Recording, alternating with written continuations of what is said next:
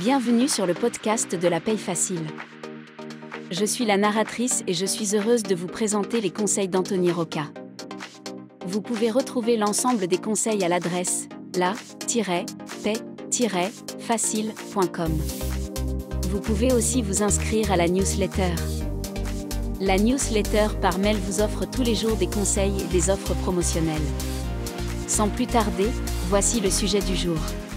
Comment gérer les formalités d'embauche facilement? Les formalités d'embauche font partie de l'administration du personnel. Il y a des formalités à accomplir juste avant l'embauche d'un salarié comme la déclaration préalable à l'embauche, DPAE, qui consiste à déclarer le salarié.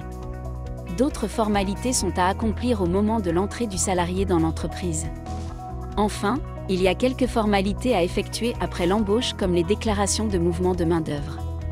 Les formalités d'embauche sont obligatoires. Ces formalités d'embauche sont des obligations de l'employeur, ne pas les effectuer c'est risquer de graves sanctions comme une amende voire pire. Embaucher des salariés s'accompagne d'obligations mais depuis la généralisation de la DSN certaines formalités sont automatisées.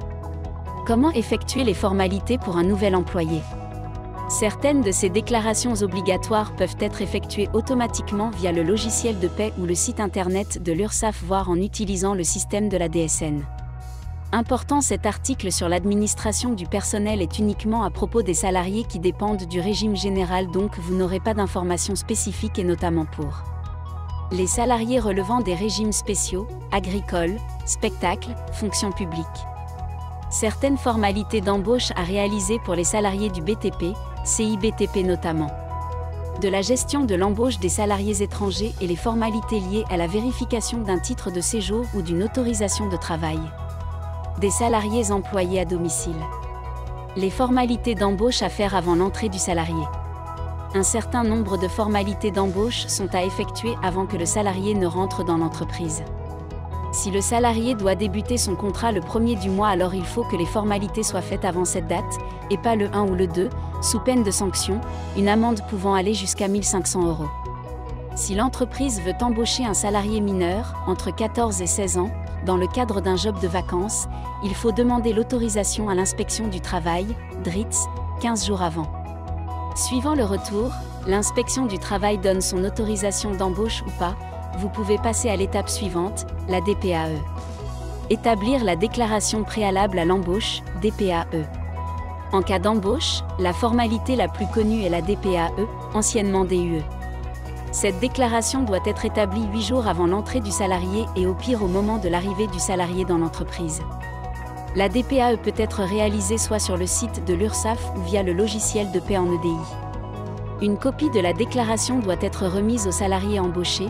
Plus de détails dans la section des formalités administratives d'embauche à l'entrée du salarié.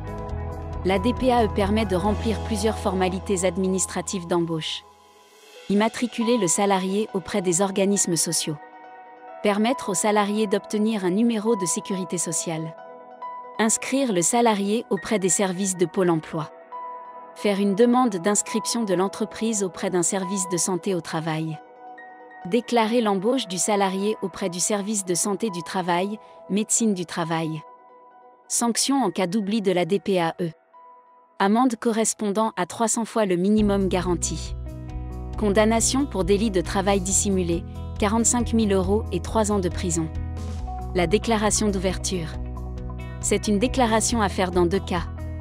Lorsqu'un établissement n'a plus employé de salariés pendant au moins 6 mois et embauche un ou plusieurs salariés à nouveau. Si l'établissement change d'exploitant. En cas de transfert d'établissement, déménagement par exemple. Des changements dans l'entreprise, transformation ou extension, modifie l'activité industrielle ou commerciale. Cette formalité d'embauche se fait soit via une lettre recommandée envoyée soit à la directe, inspection du travail, soit auprès de la CFE, Centre de formalité des entreprises. En cas de manquement, l'amende est de 750 € par salarié non déclaré. En cas d'ouverture de chantier occupant au moins 10 salariés pendant au moins 7 jours, 1 semaine, une déclaration d'ouverture doit être adressée à l'inspecteur du travail. Les formalités à accomplir lors de l'embauche.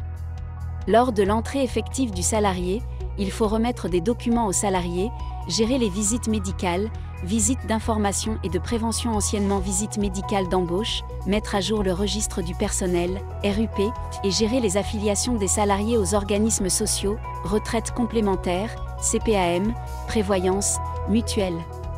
Les documents et les informations à transmettre au nouvel embauché. Lors de l'embauche d'un nouveau salarié, vous devez lui transmettre ou faire transmettre un certain nombre de documents sous peine d'amende de 750 €. Les documents sont les suivants. Une copie de la DPAE, ex-DUE. La liste des conventions collectives applicables et les modalités de consultation. Les modalités du livret d'épargne de l'entreprise. Une copie du contrat de travail, dans les 48 heures si c'est un CDD. Note sur la DPAE, déclaration préalable à l'embauche, il n'est pas obligatoire de transmettre une copie de la DPAE, ex-DUE, si le contrat de travail remis à l'embauche du salarié comporte les informations suivantes.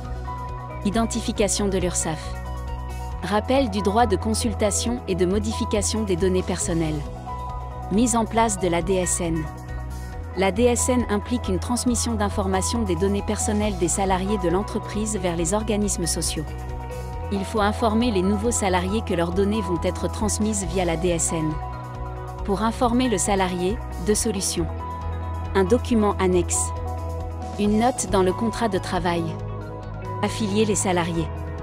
Au moment de l'embauche, il faut également affilier les salariés aux différents organismes sociaux. Retraite complémentaire et ou complémentaire. Prévoyance et mutuelle. La visite médicale et visite d'information et de prévention, VIP. Ce n'est pas parce que vous avez réalisé une DPAE que vous ne devez pas prendre rendez-vous avec un service de santé au travail. Et vous devez vérifier l'effectivité de cette visite. La visite médicale et la visite d'information et de prévention ne sont pas la même chose. Elles sont obligatoires, et tout salarié embauché doit passer la visite dans les 3 mois qui suivent l'embauche. C'est une des difficultés de l'administration du personnel. Vous devez faire, ici la DPAE. Puis faire autrement, prendre rendez-vous avec le service de santé. Et vérifier que ça a bien été fait, obtenir et conserver une copie de l'attestation. Visite d'information et de prévention. La VIP ou visite d'information et de prévention est réalisée par un médecin du travail ou par un de ses collaborateurs. Elle ne sert pas à vérifier l'aptitude du salarié à effectuer son travail, mais sert à ouvrir un dossier médical, établir une attestation de suivi, créer un échange entre le salarié embauché et l'intervenant médical. Visite médicale. Les salariés qui doivent passer une visite médicale en lieu et place de la VIP sont les salariés affectés à des tâches dangereuses. Ils reçoivent à l'issue de la visite médicale un avis sur leur aptitude qui peut indiquer un aménagement de poste. La tenue du registre unique du personnel, RUP. Une formalité d'embauche qui a été totalement automatisée par les logiciels de paie, c'est la tenue du registre du personnel. En cas d'entrée d'un salarié, vous devez l'inscrire dans le RUP. Ce document est obligatoire et doit être présent dans l'établissement où sont employés les salariés. La liste des formalités d'embauche à accomplir après l'embauche. Les formalités d'embauche ne s'arrêtent pas vraiment à l'entrée du salarié. Il reste encore à gérer les déclarations de mouvement de main-d'œuvre et la DOETH. L'information mensuelle sur le mouvement de main-d'œuvre. Dans les entreprises occupant plus de 50 salariés, il faut informer la DAR tous les mois, Direction de l'animation de la recherche, des études et des statistiques, des mouvements de main-d'œuvre, c'est-à-dire les embauches et les sorties de salariés. Bonne nouvelle, la DSN suffit, plus besoin de gérer cette formalité administrative à la main, il suffit de générer une DSN via le logiciel de paie. La déclaration d'emploi des travailleurs handicapés. Les entreprises dont l'effectif est supérieur à 20 salariés doivent embaucher au moins 6% de salariés reconnus handicapés, RQTH. C'est une obligation de l'employeur. Si tel n'est pas le cas, l'entreprise doit verser une contribution à un organisme qui s'appelle l'AGFIP. Une déclaration doit être transmise hors DSN, pour l'instant, une fois par an auprès de l'AGFIP.